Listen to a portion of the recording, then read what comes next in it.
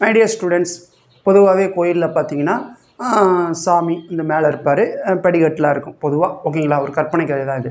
சரி, ஜனங்களாம் என்ன பண்ணுவாங்க? படி ஏறி போய் சாமி கும்பிட்டு வருவாங்க. சரி, இப்படி இருக்கிறப்போ ஒரு கற்பனையாக படிக்கட்டு வந்து ஒரே வருத்தமாக, என்னடா நம்மளை வந்து ஏறி மிதிச்சுட்டு போகிறாங்க அப்படின்ட்டு. அதுக்கு ஒரு ஃபீலிங்.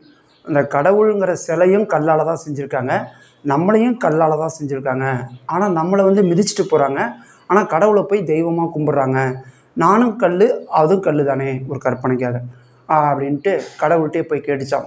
படிக்கட்டு, கடவுளே, நீங்களும் கல்லால் தான் உங்களை உருவாக்கியிருக்காங்க, நானும் கல் தான், ஆனால் உங்களை வந்து கும்பிட்றாங்க கையெடுத்து, ஆனால் என்னையை வந்து மிதிச்சுட்டு போகிறாங்க அப்படின்னு கேட்டோன்னா கடவுள் சொன்னாராம், ஆமாம் தம்பி, நீயும் கல் தான், நானும் கல் தான், ஆனால் நான் கல்லாக இருந்து இந்த கடவுளுங்கிற சிலையாக ஆகிறதுக்கு அந்த சிற்பி வந்து உளிய வச்சு இது பண்ணால, அப்போ எனக்கு எவ்வளோ வலிச்சிருக்கோம், அந்த வலியை கூட நான் தாங்கிக்கிட்டேன்.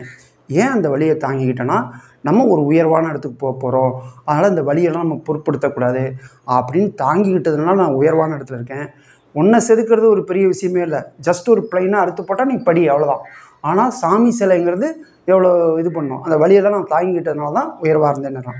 அது மாதிரி தாங்க பேரண்ட்ஸோ மற்றவங்களோ நம்ம சொந்தக்காரங்களோ நல்லா படி தம்பி, ஏன் தம்பி இப்படி இருக்குது அப்படின்னு அட்வைஸ் பண்ணும்போது உங்களுக்கு மனசு புண் பண்ணுற மாதிரின்னு நினச்சிக்காதீங்க. உங்களை வந்து அதெல்லாம் நீங்கள் கேட்டு நடந்தீங்கன்னா உயர்வான கடவுள் எப்படி உயர்வான இடத்துல இருக்காரோ அது மாதிரி நீங்கள் இருந்துக்கலாம். அதனால் நல்லா படிங்க. இந்த இடத்துல நல்லா படிக்கலைன்னா படியோட நிலைமை தான் உங்களுக்கு அது இதாயிடும். நல்லா படிச்சிங்கன்னா கடவுளோட நிலைமை மாதிரி உங்களை உயர்வான இடத்துக்கு போங்க. அதனால் நல்லா படிங்க. ஓகேங்களா? ஐடியா வச்சு படிங்க. அது மாதிரி பார்த்துங்க. Okay, thank you, all the best, God bless you, வாழ்க வளமுடன்.